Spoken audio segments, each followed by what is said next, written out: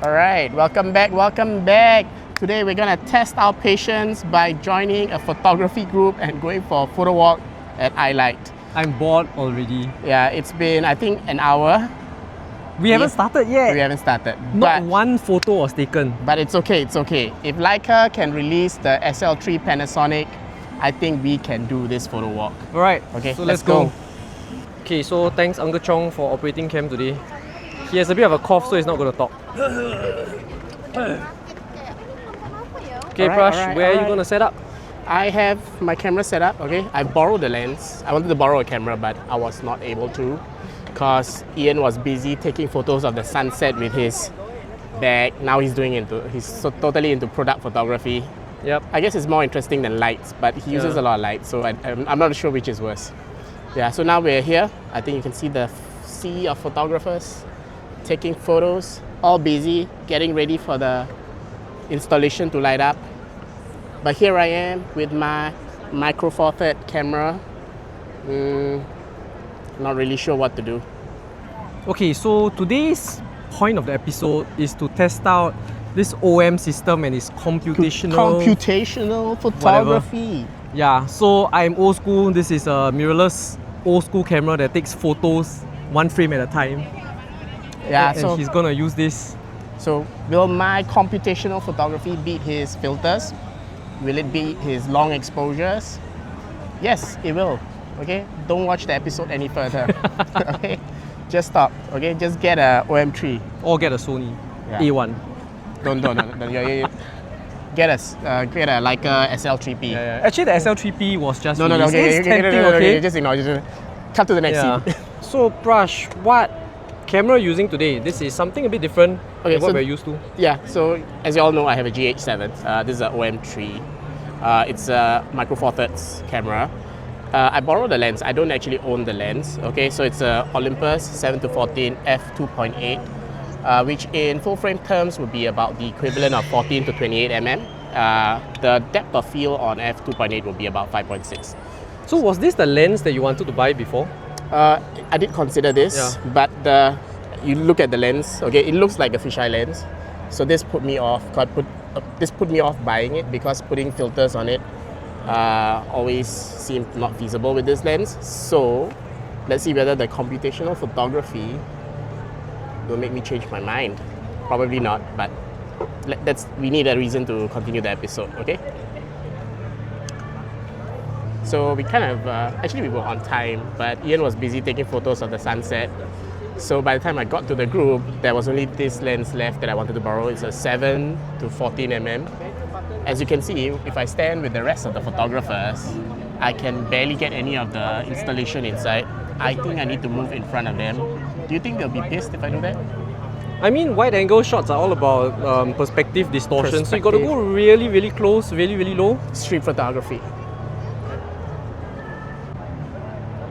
Wow, how many FPS, man? I have no idea. Wow, looks like a serial killer. Serial killer vibes. So what is computational photography? Okay, computational photography is basically in an OM system is stacking of images. It could be like different exposure, it could be same exposure, so depending on the feature. So if it's like a live GND, it will be different exposure. But if it's like live ND, it's actually the same exposure. They stack images together to form a long exposure shot. Yeah, so that's part of the computational feature in OM system. All right, cool. Okay. I think he's busy. He's got to run off because he got a lot of people to teach. So let's figure out this computational shit on the camera right now. All right, it's been 1.5 hours. I still do not really know what is computational photography. I haven't used it yet. I have never used it actually. This camera is fairly new, if you will. It's been in my dry box for 6 months with very little use. Okay, the computational mode kind of comes on. You have a few modes within this computational mode. So you have your high-res tripod shot. You can do it handheld as well, but we're going to use tripod.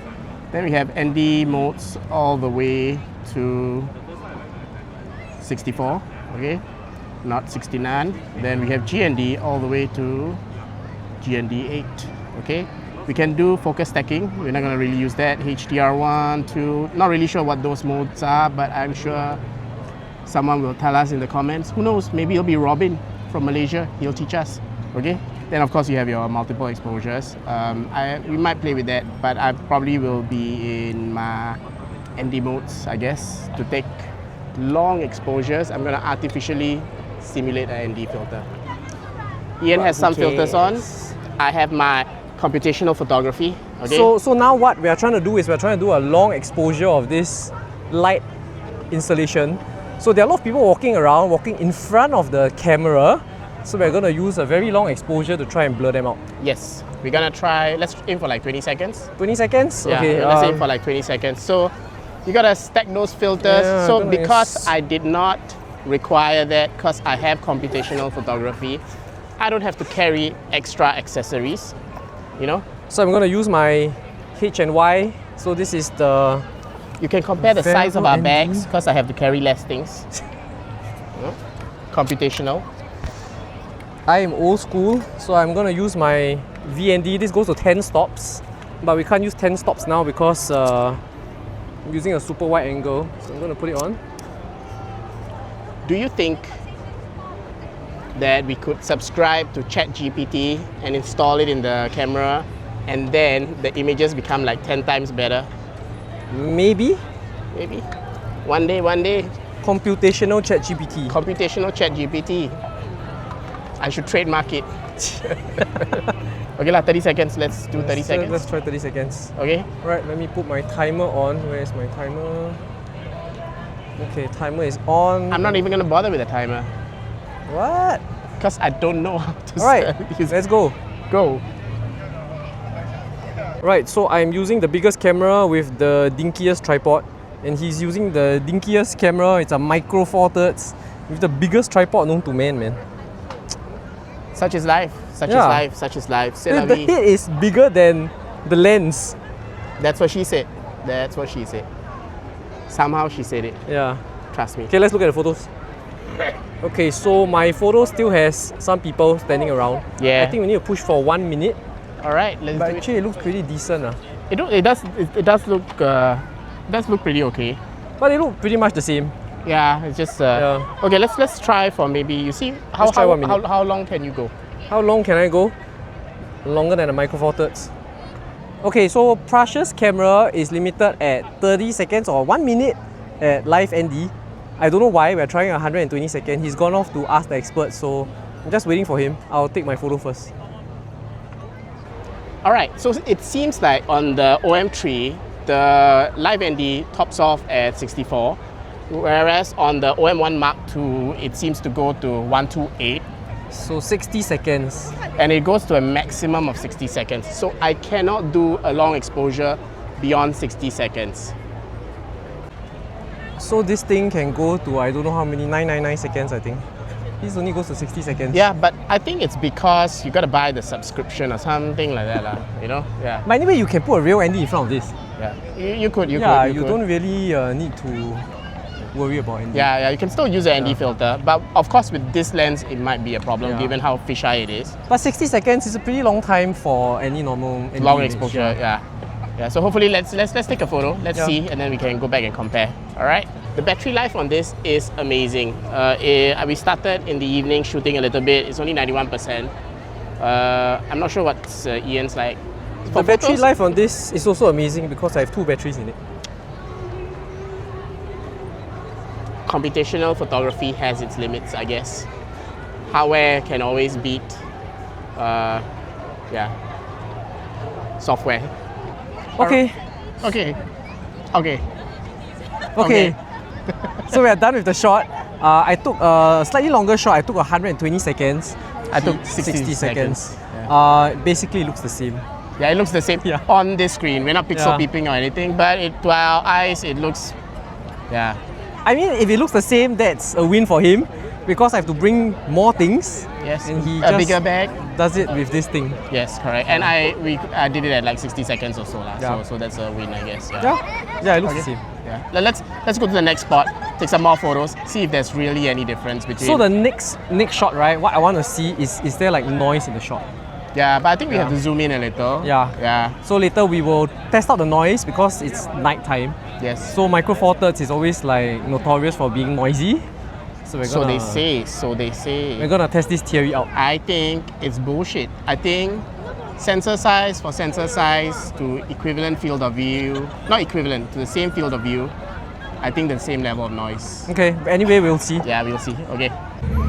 Okay, we found a new location. We're gonna do 2 tests. We're gonna do a high-res pixel shift kind of thing with. Can it do it within your camera? No, I can't do it within my camera. I have to Okay. take the photos and put it into imaging edge on the computer. Then I can combine it. So it is taking 16 photos. It's gonna give me like 200 megapixel. Okay. I think mine is just 80 megapixels, Okay. but it's about 8 images. Okay. I think. Might be wrong. Yeah. But it does it in camera? It does it in camera, so we can actually view it straight away. Okay. Yeah, and we're gonna do another test, okay? We're gonna do it on the background there. We're gonna do like a low light test lah. So we're gonna go at a high ISO, then we're gonna see the noise. Yep. Maybe we'll do equivalent field of view and the same field of view, then we see whether there's any difference at all. Okay? Okay, anyway, we're gonna do like low ISO, which is 100 or your 200, right? Yeah. And we're gonna do like something reasonable, maybe 1600. Yep. Yeah. Okay, so terrible disappointment. The shots that he has taken at 80 megapixels looks like a single shot from my camera at 50 megapixels. Yeah, so I think 50 to 80 is quite comparable. Yeah, and this pixel shifting doesn't actually give you full 80 Yes. because if I use the pixel shift thingy on mine, it's not like suddenly times 4 resolution. It just maybe doubles it at best. Yes. Yeah. It improves the resolution. Also, I would say it's limited by your lens. Yeah. So if you don't have a really good lens, like a pro grade lens, no matter how much you pixel shift it, there's only so much you can improve the image. Yep. So these are the images. I think they look. Yeah, you can see it on the screen and compare it for yourself. I don't think there's much of a difference. Yeah. Of course, we're viewing it through the screen here, so that you might see some difference. Who knows? Yep. Let's do the low light shots and see what we get as well. Okay, so let's turn it. All right, so we took 2 images. We're probably going to put them up on the screen right now. We did 2 images, one with this equivalent field of view. So we did the low ISO Yes. and then we did a high ISO. So for low ISOs and high ISOs, I think the full frame did better. Yes. At equivalent field of view. Yeah, that means he's at 12, I'm at 24. Yeah. So because you're capturing more light on a Yep. larger sensor, naturally we do expect that to happen. But when we tried to make it the same field of view, so he went to as low as possible, 16. I went to as high as possible, 14. So it's almost at 15 for both of them. Yep.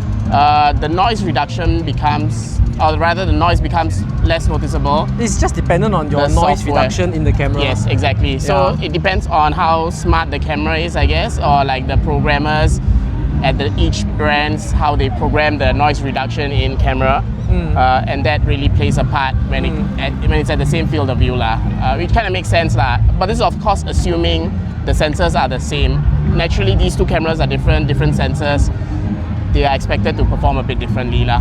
Okay. But I would still think it's not so significant. Yeah, it's not significant enough to warrant a difference lah. Yeah. But what is significant is that if you have a bigger sensor, you will always get better results in this kind of low or high ISO situations. Yes, for sure. Yeah, even a medium format will surely be better than this. So Yes. it's just a matter of the size of the sensor. Yes. So I wouldn't say Micro Four Thirds is just bad. It's just because the sensor is smaller, so there are some drawbacks Yes. that are innate to having a smaller sensor. Correct. Yeah. I completely agree lah. As in each system has its pros and cons Yeah. lah. As in your setup is also bigger and all that. Yeah. So this is it. Yeah. Okay. Okay, so we'll end it here. We had not much fun because I light kind of lame. Yeah, it's getting lamer every year. I don't know Yeah. about you guys. Maybe you all can comment down below. Every year I come, I get more and more disappointed, and I tell myself I shouldn't come, but I guess I'm a masochist. Torture myself, you know. In this heat. Yeah, in this heat, in this weather, not worth a visit. Yeah. Don't bother. Yeah. Okay, so see you again. Bye. Bye.